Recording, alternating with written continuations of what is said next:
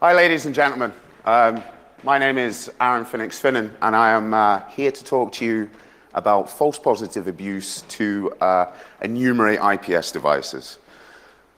Let's just get it kicked off, shall we? Thank you very much for joining us. I'm sure that you're missing lunch, which is awesome, because I know I am. But a little bit about me. I'm Arron Finnon. I work for a company called Activity Information Management. And I do research. I've been an independent researcher for a couple of years, and I have, in the past year or 2 years, been sort of focused specifically on IDS and IPS, but not as a vendor, but as a breaker, and understanding how this technology sucks, because most people will agree it sucks. The corporate spiel bit, you can come and see us at Activity. I'm a podcaster as well. You can get the podcast at phoenix.co.uk. We haven't done it for a while, but hey-ho. If you want to connect on LinkedIn, please do. Just give me a heads up that I met you here, or you were here and you wanted to talk, rather. Or please don't tell me you're a recruiter, because I'll probably block it. And I'm on Twitter, so there we go. So what I wanted to share with you today is that false positives are an event. And events in IDS and IPS cause reactions. Whatever happens at the end is down to the box, but you know, an event gets passed along, that's a reaction. And every reaction has some form of meaning. So the takeaway from today is that what I hope you'll walk away with is that IPSs will react to events. I know this sounds kind of like the stating the obvious, but your device, your security device, will look at an event. False positives, they do have meaning. They're either a pain in your ass or someone's up to something, okay? So when you're rubbing this rule out because it's giving you too many false positives, you need to be sure that either it's not someone being malicious, because there's lots of stories of, yeah, we got an alert. I think Jason mentioned something similar. You get an alert, you go, oh, this makes no sense to me. And then 3 or 4 months down the line after you've got a breach, you go, oh, right, yeah, now it has context. Now I know it wasn't a false positive. If you could bottle hindsight, you'd be millionaires. Detecting an IPS is actually relatively simple because of its inline nature. Detecting IDS is inherently hard because it's passive. And signatures, whatever way we write it up, I'm sure people will tell you that signatures are dead and patterns are dead, blah, blah, blah, blah, blah, but we'll always see them in IDSs. That's the way it works. There's no other way around it. And signatures, they either live and die by their logic. I will show you some ridiculously stupid signatures that are incredibly trivial for us to set off. And in most times, you can write a rule that is incredibly hard to trigger off with false positives and actually does its job. But it's much like any form of development. If you do a quick POC code, it's going to break at some point. If you sit down and develop something properly, it's going to work a little bit longer. So that's what I hope that you'll walk away with today. And I've got something at the end that I want to share with you guys as well. So, setting the scene. I was fortunate enough to speak at Berlin Sides at Christmas there. And I was talking about, while I was there, I was, funny enough, talking about a signature rule that's absolutely crazy and only detects MSO867 in Snort. And I didn't think it was on purpose, blah, blah, blah, blah, blah. And during this time, I discovered some strange, very well-known Snort rules that cause false positives. And I said on stage, you know what would be really funny? If you got one of these false positives and stuck it in your email signature, your Snort administrator would be really peeved every time you went and checked your mail on webmail, because this string would be there and ding, ding, ding, ding, alarm goes off. And hopefully they would rub them out and write something a little bit better. So this gentleman, good, cool guy, Pixel Phil, did exactly that. And the email didn't get delivered. A number of times the email didn't get delivered. That wasn't exactly what I was thinking would happen. I expected an alert to be generated, but I didn't expect it to be dropped. Certainly because the metadata, if anyone has dealt with, how many of you guys have dealt with like snort in line? Okay, so you'll know that it's got metadata that tells it to drop or not to drop, and alert, and so on and so forth. This particular rule doesn't have that part of the metadata. I think 1394 is basically 16 A's. I'll show you an example of it in a minute. Why do you think Snort wrote a rule that was 16 A's long? Buffer overflow, because we all code with A's. That's all the bad guys use A's and C's. So Finnick's pro tip of the day, if you are writing buffer overflows, use Z. You'll probably get through most of the IPSs. But hey ho, that's just academic POC for you. And they've got a great set of rules. They actually started off, I think, with 12 C's, made a number of revisions of that, and then went and made 16 A's and made a number of revisions of that. You would have thought somewhere along the line they may have said we should put some B's in there and some D's in there and so on and so forth.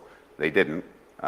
So you've got 24 other letters that you can have a margin of success without tripping off this alarm. But this is an interesting sort of problem. This is the typical of the signature that I was talking about. I know I've just walked into the bad light and the video guy's going to shoot me with a Nerf gun. I'm really sorry. But this triggers off alerts in Snort if you don't comment it out. And I imagine a lot of people will comment that out. And they started off with this, and as I said, they went for A's afterwards, and it doesn't make any sense. And what I said, stick that in your email signature, blah, blah, blah, blah, blah. So I was speaking to Phil about this because I was interested in why it was dropping, because in that there is no metadata that says drop. And I was like, what is going on? Why is this happening? And it was, I think, host EU or something like this that were using it.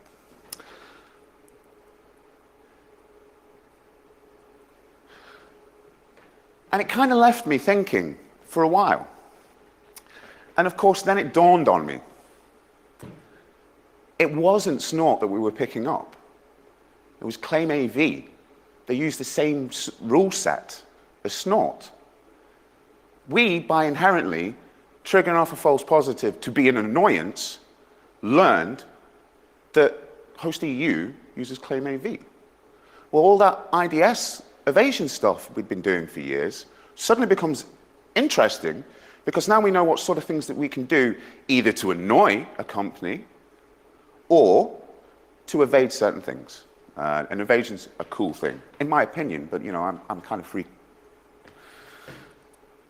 So as I said, we came to the conclusion that we hadn't picked up Snort, we hadn't generated a false positive. What we've done is we generated a false positive in Claim AV. Now you can make some argument, is it really a false positive if you purposely are sending data? I think it all depends on your context and where you see you're coming from in this. And as I say, what we did is we enumerated a signature.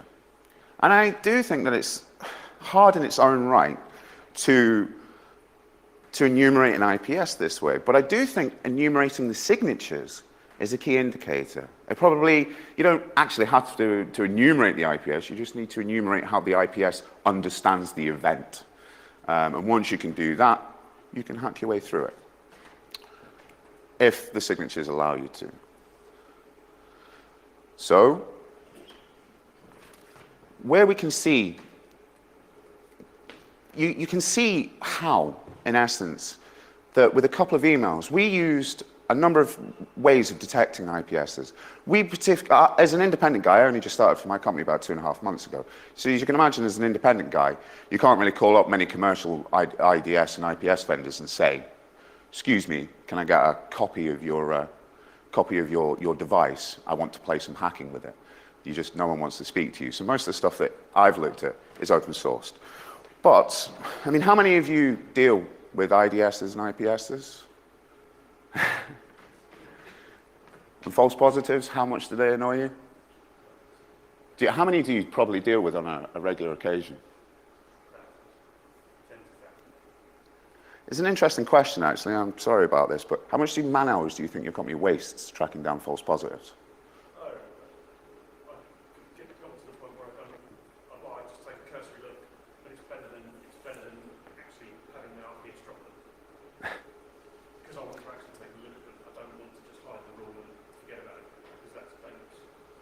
How many other people actually analyze it like this gentleman here? Only if it correlates to another event, so like an AV alert on desktop or something, that sounds like it might correlate with it. Some context to it, basically. Yeah, without context. Yeah, absolutely. I mean, the use of false positives is an interesting thing. I mean, it's not an unknown attack. I mean, as an attack vector, the idea there is that you piss the guy off to the point where he goes, bloody hell, that shellcode's that bloody SID 1394 again. You know, I've got 20,000 alerts in here. Interestingly enough, a little POC just for shits and giggles, I made a Firefox add-on. Well, no, I used a Firefox add-on, a user agent add-on, but I made all the user agent strings the false positives. So every URI request would generate a false positive. So when you go off to like Facebook and you pull down all these scripts and pictures and all of this crap, every single one of those causes an alert. So literally just opening up Facebook, I think I got 60 odd false positives. Now, you can imagine that someone would be thinking I'm a proper dick at this point, you know what I mean? But the profit here is that there's two issues, and maybe we can debate about this a little bit more. When you trigger off false positives like this, A, we could be detecting stuff and trying to work out your posture, because whatever happens, you react to something, indicates something. You know, we are in control of data going in and what happens back. I mean, an attacker has a level of control that inherently, I think Jason said this yesterday, the news is that you need to do the internet, business needs to do that. That means you're going to get threats, and if you want to react to those threats, there is a potential that someone could be using your reaction to say, well, they responded to that, so there is a dedicated security team that looks at false positives, let's go back. It's an enumeration process, almost a fact-finding mission. But the interesting thing is it's never going to be passive. It's always going to be active, because we have to send something to react. Someone once said to me about this sort of stuff, saying, well, what you really need is you need to be able to attach the IDS system into a debugger and get what's happening in memory and look at the rule this way and look at the rule that way. And I said, well, you know, that's really nice, but that's a programmer's way of seeing the problem. The reality of it is I know what I'm putting into the IDS, and I know what's reacting on the other end. And I can change that data, mix and match until it works. How many of you, when you see a threat, just block that IP address? You know, if you get like an alert pop up and, you know, say block, bump, done. A lot of people think that's actually what happens. It's never been my experience that, you know, you black hole an IP address, because for shits and giggles, we could just false positive the whole entire network, and you've got a CSO on the phone and a CEO, and no one's a happy chappy. But we can definitely, you can definitely start to see that we can see what's going on with people. And I've got some examples, nothing massive, but this is the user agent that I was talking about. And what I did is I went through Snort's, only Snort shellcode alert, because they're very easy to generate. And how the rule for SID 139, well, SID 1394 works is it's any IP, any traffic from any IP address from the home network to the external network, right? So any traffic on any port, email, blah, blah, blah, blah, blah, blah. We can even send this over NetBIOS, all the A's, it's going to trigger off a false positive, da, da, da, da, da. And as I said, in inline mode, what we started to notice is that after 1390 and 1394, it's been a while to do some new shellcode alert stuff. And in the metadata, it starts to talk about dropping a connection. So what we did is you can use a user agent, connect to something, or an email, connect, not if claim AVs in there, by the way, send an ordinary email and then all the C's, because that just drops everything, just doesn't send anything. And you can, I'll show you some lists of things, and I'll show you what I mean. Here we go. Most of these will make your IPS drop, okay? If you run all the A's and all the C's, the metadata doesn't have a drop in it. So I'm sure most of you can see what I'm thinking here now.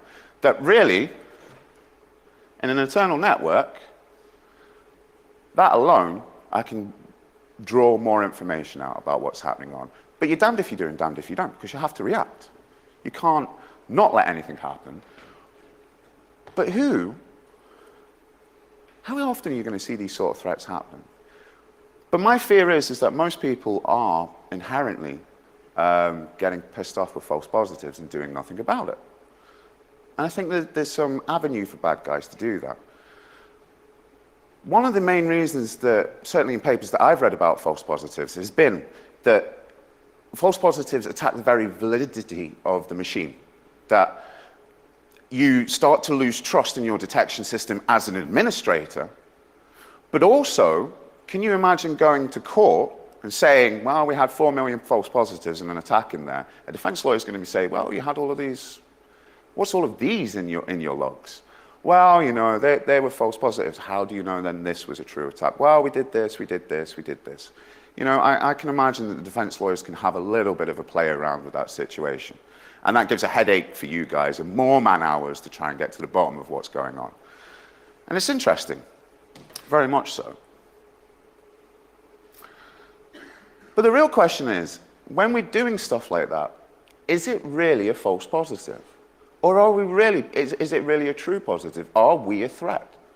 And I think, ultimately, I don't think I've got an answer to that. I think that's an answer that you have to take on board in your administration. Is it someone that's just being a dick for being a dick's sake?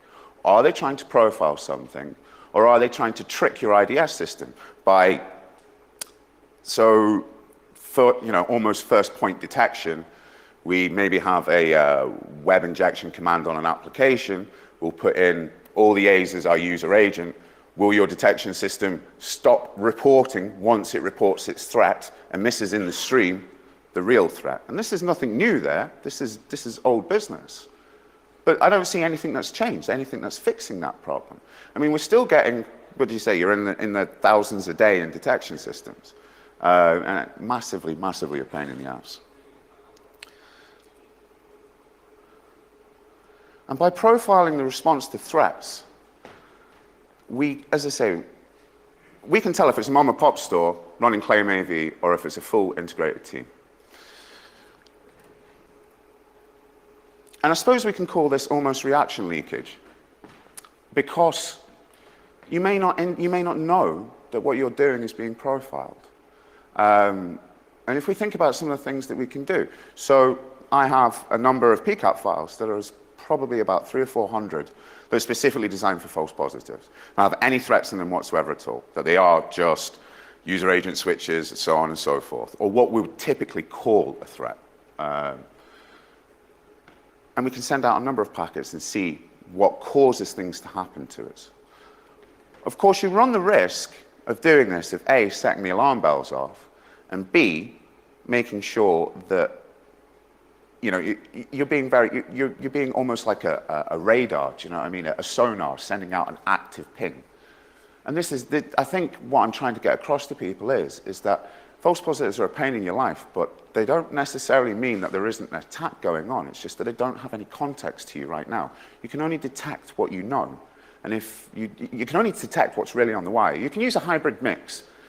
But in situations like this, what would that be reporting to you? Your host intrusion detection system isn't going to report that there's a buffer overflow going on in a web browser. It might do, but you're collating a lot of logs to do that. I mean, there is no other way around it. I mean, what do you guys do to mitigate these sort of threats? Do you guys just give up after a while and just say, okay, we're going to accept some risk? I mean, when's enough's enough? I mean, you can't stop forever. You can't chase forever. But, I mean, we've used it to detect. A great example is, someone who's got one of those, those Google Mail accounts, they've got their own domain name and Google looks after it. And I sent a PCAP file of MSO867, okay, just showing an evasion technique in it. I got an email back from Google, bearing in mind I was the sender, telling me, we've dropped it. Thanks very much. They told me they thought I was the threat and informed me that they dropped the packet. I was interested because A, it's a PCAP file. It's not binary data. It's not MSO867. It's a recording. And then, you know, so straight away, just by a PCAP file, I've enumerated that Google is in place. Playing about a little bit more, I put it in a zip file, put a password on it. Google dropped it as well. That's interesting. And now I know, okay, so compression evasion techniques are not working there either. Interestingly enough, I changed the extension file to .txt and it went straight through. Now, call me old-fashioned, but having a zip that's 1.4 meg is probably not too surprising. But having a text file that's 1.4 meg with binary data in it might be a little bit more worrying because you're definitely up to something. Now, in essence, we could call that evasion, you know, a file extension evasion. But we gauged a lot just by triggering off a false positive. We were in control of that. But I don't understand why Google are telling me that, and it doesn't make any sense to me. I would have thought it would have been more important to tell the owner of that email address, we think you're being attacked. That's the one thing they didn't do. Makes no sense to me. It took me ages. But it didn't take me ages. It took me 3 attempts because I thought, nah, I'll stick a password on it. And yeah, Google can just go and suck my left nut, basically. And no, apparently not. I changed the file name. I thought maybe because it's got MSO867 as the file name, maybe that's what it is. And I just changed it to, you know, the person's name. Same thing. So Google, in some ways, are examining the PCAP file and saying, ooh, what's going on? But as I said, I changed it to a TXT format, no problems at all. Who's got Google? Who does that with their own domain names in Google? No, have some fun. Use your corporate one, though, because it'll not tell you on your own one, which sucks. This is the other thing is why this doesn't work on IDSs is that at least with an IPS, we get a reaction to gauge the reaction. You can't do that with an IDS because it's passive. But, you know, there is people, the homebrew sort of mix that takes alerts from IDSs and use IP tables and da-da-da-da-da. You're likely to get your ass blocked there. But even still, that'll enable you to say they're using a snort rule set. Okay, so we know that whatever we do, make sure that all our buffer overflows don't have any A's or C's in it. We just use Z. And our buffer overflows will probably be fine for another 20 years. And it is living with the pain of it. There's nothing we can do about it. I mean, you do have to kind of gauge where we're at and what we're trying to, you know, mitigate that risk. But there are some passive things that we can do, like detecting protocol normalization. That's pretty easy to do. There is in Snort, let me check, because I can give you the version when they started it, but in line mode in 2.90, they started to do protocol normalization with time to lives. And what will happen is if you have a time to live of, I think it's less than 5, it will rewrite the packet to be 8 as the TTL. So we can send out, you know, you can send out packets with TTLs of 4 or 5, you know, even UDP, listen out and see the response back. And say, oh, you've normalized the protocol, this is interesting. They've also started doing stuff with overlapping sequencing. So it's almost like using reassembly attacks, but reassembly as a form of enumeration. Does everyone know what I mean by reassembly attacks when I'm talking about IDSs? So a reassembly attack, for people who are not too sure, different stacks have different ways of dealing with packets out of order and out of sequence. Unix systems will favor, I think it was old over new, and Windows would enumerate new. Windows would take new over old packets. So when we send a stream and we overlap with another packet later on, which data takes precedence in the packet? Is it the old or is it new? Surprise, surprise, Linux and Windows does it completely different. And they've born these whole load of evasion techniques for ages. And they're all really cool. Frag root, has any of you guys heard of that tool?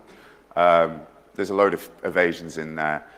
I'd only recently realized that they've actually started to port that into TCP replay, I think, which is absolutely awesome. Because I had nothing but nightmare nowadays trying to get this to work on Ubuntu. It just seg faults and everything. We had to actually break the code and break the reporting to get frag routing to work, and it's just like, So I was a little bit peeved, but like I said, I've read in the notes that apparently it's going into TCP replay, which is an awesome tool. But there again, we've got protocol normalization. We know that TTLs, we know that we can change things with this. I think it's very cool as well. Now, I've dedicated probably a little bit of my talk to something else that I'm working on. So if you have lots of questions, I've got lots of sort of boring, I know that you're not all IPS guys. I've got lots of data that you can email me for and PCAP files that I can give you and little applications that we've put together that you can go and test this stuff. Because as I say, how many of you use commercial IPS systems? Cool. I would like to see, I'd really like to kind of, because I don't get to play with, I'm starting to get to play with them more now, which is now I've grown up. So yeah, do get in contact. But what I'm going to do is I'm going to conclude on this, but I'm going to talk about something I'm working on. And I think you guys will probably be a little bit more interested. For anyone that listens to the show, I don't want to monopolize your time too much. But false positives need to factor into assessments. I don't know how many of you get regular IDS testing, you know, get an assessment about what's going on. But I doubt what's really annoyed me recently over the years is there doesn't seem to be a uniformed way of testing these systems. You know, how one pen tester will test and do an IDS assessment is completely different to how another tester will do it. And one thing I'm pretty sure is you're not getting a ton of false positives happening. It's probably, let's do some freaky packet and let's see how it responds to this, and let's do this. And I don't see where the value in doing things like that is. But you need to look at false positives. Don't just ignore them. There is something going on that's inherently freaky. Not all false positives are false positives. Like I said, there's hundreds of stories where, you know, you got an alert, you tuned it out, and it actually turned out to be an attack going on, or data being sent out of the network. Has anyone played with the Evader tool that was released recently? Does everyone know what I mean by Evader? Okay, Evader is a tool released by a company called Stonesoft, who happen to be an IPS vendor. And they released an IDS evasion or IPS evasion tool. And it's basically a lab set up of a virtual machine, a server and client sort of relationship. And it has a number of evasions in there. But it's a web control panel. It's a bit of a pain in the ass, and it's going to take you ages to go through them. But if you want to play with that, give us a shout, because I've got all the capture files, and you can just run that with TCP replay in half the time, or a quarter of the time. But what I like about this issue, though, is they've got a default setting when they do TCP fragmentation that is set far too low. So like TCP segments are fragmented to like 8 bytes, guaranteed to set off an alarm, really. Snort has a threshold of 128. How many do you get? Lots of like TCP stream alerts? Yeah, because you just don't see segments being broken down to 8 bits. Do you know what I mean? You're like, definitely there's something not going right on there. You can, but their default setting is to 120, is to 8 bytes. So when you run it over Snort, it's all over it. Picks it up straight away. But Snort has a threshold of 128.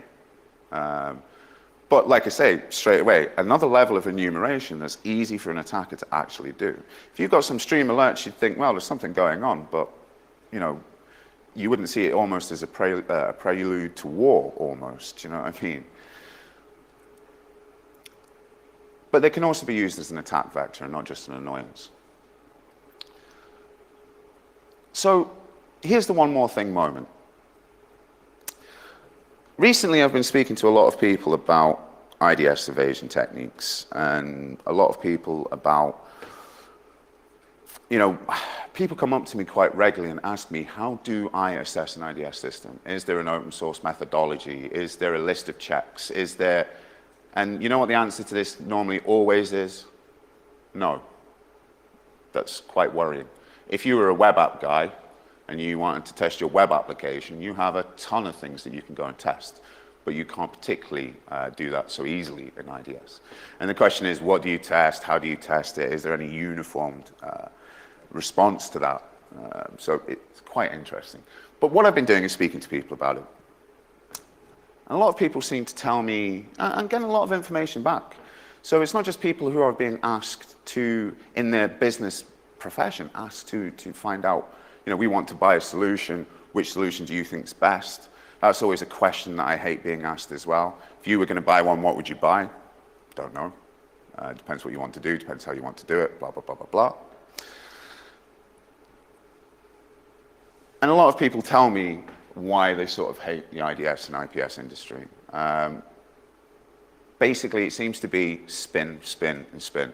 I think the more people are upset with being told that it has app day protection and detects all the 0 days and its throughput is full duplex and it can handle 10,000 connections simultaneously and blah, blah, blah, blah, blah, blah, blah, blah, blah. Well, all you're trying to do is say, what does it actually detect? What's its detection rates? If I fire 100 PCAP files of it with 100 backdoors from packet storm, are you going to detect 100? And the answer is normally always no. I mean, NSS make a living by doing that, basically. So, that being said, the knock-on effect is that we all think that IPS, IDS is dead. I've heard that a number of times. And it kind of plays into the terminology of people, because what did we end up by saying it was dead? We ended up with next-gen firewalls, next-gen IDS, next-gen UTM, or whatever the three-letter acronym is going to be again. All we need to do is answer what is its detection rates. So enough's enough. Like I say, we've talked about there isn't any information out there. There isn't an open source methodology guide. There isn't anyone that's talking about detection rates. There isn't any of that going on.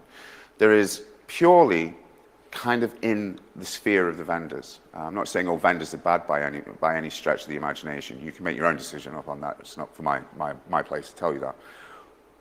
But enough's enough. So a few of us have been talking about starting an OWASP-like organization, an independent group of testers that, much like OWASP, they can sit down and work on making an open source methodology freely available to download with tests.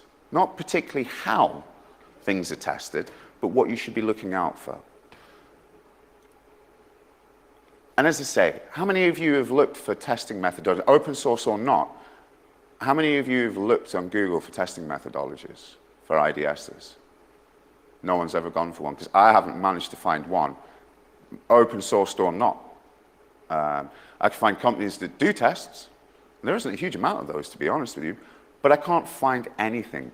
I think Breaking Point has one, but you have to register to download it, and I think it's back from 2000 and whenever. It's old. It's not easy to get a hold of. And it does surprise me that we have these multi-million-pound industry, and yet none of us have got a situation. So this is where OSNF comes into place. One of the other interesting ideas that have come about, and people have spoke to us about, is the idea of an OWASP top 5. Well, the famous thing of OWASP is the OWASP top 10. I'm sure you get pissed off of companies selling you their OWASP top 10, and it's not something that I want to see in the IDS world.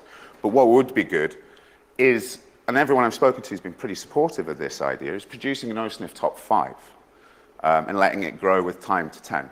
But speaking to people on the ground and saying, what would be your 5 things that when you're looking at IDS that you're worried about? Is false positives up there? Is misconfiguration up there? Is, protocol normalization up there? What is it that you think you need to look at? And if you're not, a lot of people seem to be behind this idea. So we're hoping to produce something like this. And in a context for us as well, as companies, it gives us something to test for. And it also gives a chance for us to go back. We can roll something out like this out pretty quickly, to be honest with you. But some of the criticisms you get about the top 10 for OWASP is that it's someone's decision at the end of the day. It's not almost democratically elected or anything like that. And that situation we're always going to have at the beginning of setting up an organization like that. There's no way around it. So I think we just have to accept that we start off with 5 and let over time evolve. Because my fear is if you started off with 10, you would force 10 things into into the pot that might not make any sense at all or might not be right. But what I'm hoping this does is enable you to go back to management and say, look, we do well on this, we do well on this, we do well on this, but we suck at looking at, invisible traffic like encryption. We have nothing in place to deal with this here or this here, and that's what we're hoping. A lot of people have also spoken to me about pre-deployment checklists. Think of like a risk assessment of sort, where we can, it seems to me that, sorry, I'm awful dry mouth, and it has been everyone I've spoken to 10 or 15 people that are either testers, looking after them, or developers of IDS systems and IPS systems, and all of them put misconfiguration as nearly their top thing. And I've talked to them and said about, what about if we wrote something like a risk assessment? I know it's a bad term, but, something saying, look, we need to, before we deploy this technology, we need to actually decide what it is that we're trying to do. And I don't think we see that. I think we see in a compliance, I think we get put into compliance circles. Like, right, compliance has said that we need to have this in place by this date. Which one do we go for? They're on our approved vendors list. Bump. I've heard horror stories of IDSs and IPSs being put in between two encrypted endpoints, and they're very, very happy because they get no false positives. They don't get any true positives either because they can't see anything. It's two encrypted endpoints sitting in the middle of it.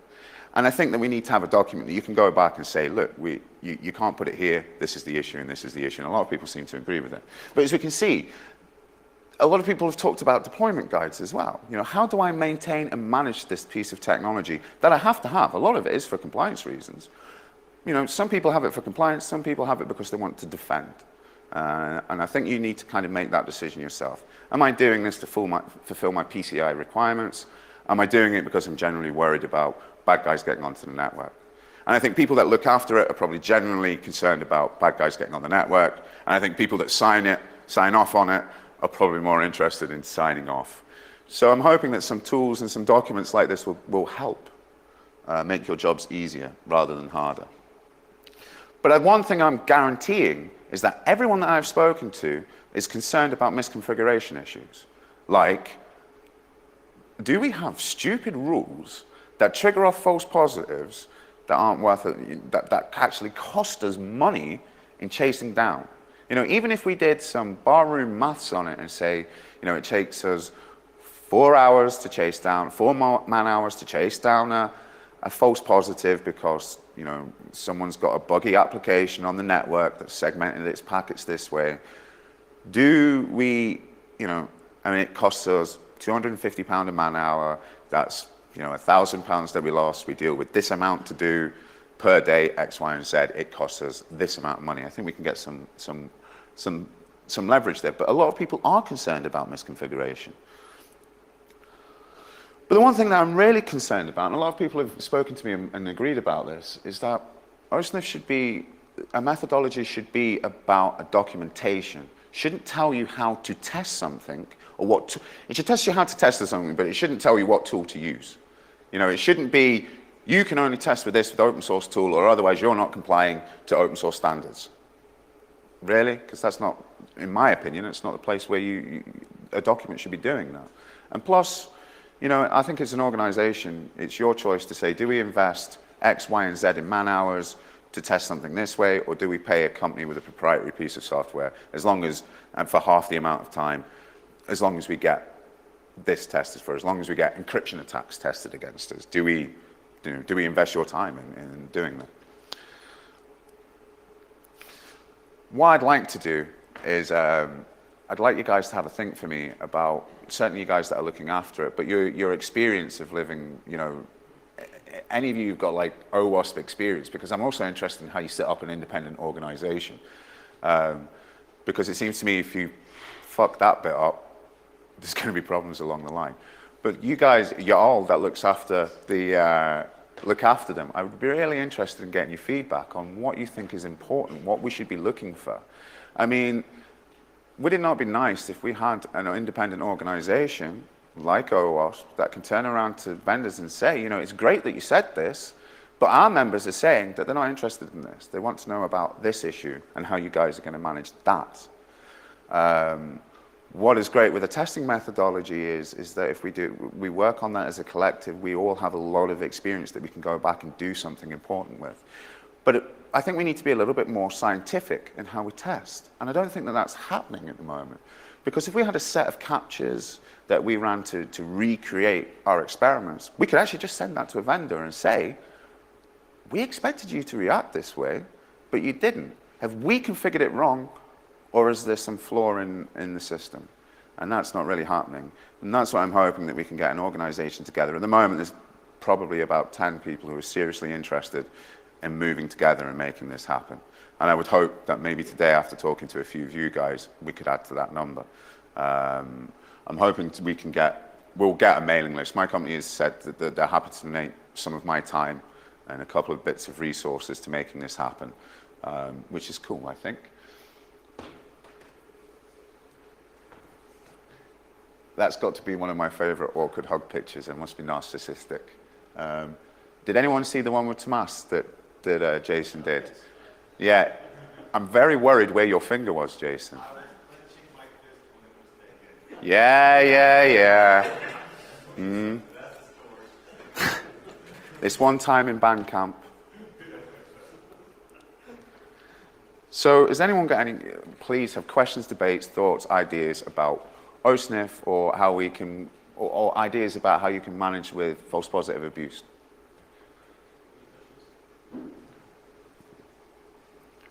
So I did leave 15 minutes for questions. We could all just go to the pub if you wanted. I can't hear you, man. Yeah, I'll stick it on IO actors, but. I mean, is it fair to suggest that those that look after the system, how many times have you had to deal with misconfiguration issues? Am I right in saying that something that had a top 5 misconfiguration should be, I don't think the top 5 should be weighted. I don't think it's, you know, this is number 1, this is number 2, number 3, number 4, number 5. I think they should all be. I also think you bring up a good point, because people get those IDS alerts, and if they don't configure them properly and they don't eliminate the false positives, then they stop looking at the alerts, and you get that false sense of security. It's like, well, those are things, and you start blending in, and it's like, you know, people always ask for ID with a credit card. Yeah. No one ever looks at the ID, but it's just that I've got to check that box. I have to look at that. And it just blurs in. So I think it's really good. It's like that we have to start looking at the false positives. Why are there false positives? There should only be things that you want to look at on your IDS system. It shouldn't be any false positives just to be there to generate. I mean, the knock-on positive from doing something like this is that, for starters, you go and do a risk assessment almost about right, we've gotten alerts, we don't understand why they've happened, and it turns out that we're actually running a load of signatures that are taking up processing power and buffering and blah, blah, blah, that we don't have on our network. You know, we don't have this technology in place, so that's why it's alerting off. It's mistaking this for that. That's not happening. We've got captures, we've spent time, we've got to the bottom of it. But this is sitting in RAM and being analyzed. We could probably make our detection system a little bit better by tuning it. You know, when they do the tuning sort of issues, if anyone, has anyone ever seen the NSS testing reports that they do with IDSs and IPSs? They take 10 of the top sort of vendors and sell a report. It's vendor neutral, but they sell a report, and if you're the person that wants to buy the document, I think it's $3,000 or $4,000 or something, which is really small change if you're going to go and spend £250,000 on detection systems. You want to go and see it actually does a job. But most of those only get 28 to 29 as a top performer. When they bring in their engineers and they tune them up, they go up to 98%. I mean, there's a straight benefit of actually testing these things and putting them, you know, making your job better. I mean, is it, when you find that you're doing signature updates, is it the new updates that cause the majority of false positives for you, or is it old stuff doing it?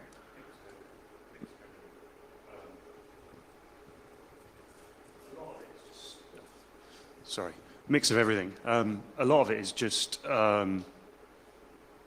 stupid rules in there. And because the model we've got is that we're accepting updates from effectively snort. It's source fire, but it's effectively snort. There's just stuff in there that is causing problems, is causing alerts, and all I can do is look at the IP address and go, well, that's an internal one, that's an internal one, it ain't attacking us, bomb, go away. I was supposed to do a speed talk yesterday, a turbo talk. You know how awesome 44Con are with scheduling this year. They scheduled me to do a turbo talk while I was on a plane flying in from Austria. If I seem a little bit dazed and confused at the moment, it's because I've done 2 conferences in the past 48 hours. And, you know, yesterday I had no sleep, left at 5 o'clock in the morning. They all spoke German. By the time my day ended, everyone spoke English. That was my day. And I managed to get 6 or 7 hours sleep. But I was supposed to do a talk called the butthead evasion technique. And for shits and giggles, it's supposed to be called that. It's basically about, there's a really stupid snort rule that is old. It's like for an exploit that is like 2000, and it's Windows 98, Windows 2000 exploit, and it's RF paralyzer. And it's just this little exploit that was caught in the wild, and you used to point it at a box and it would reboot Windows 98. Boom. And a guy called Rainforest Poppy caught it in a wild and wrote a little proof of concept code for it. And he had a joke in his concept code saying, you know, X, Y, and Z would hate me because I've hard-coded the message from butthead in here. So what Snort did was, rather than write a rule or release a rule that detected a null fragment in the source field of this NetBIOS message, they used content and said, if you see a message from butthead with yep, trigger an alert.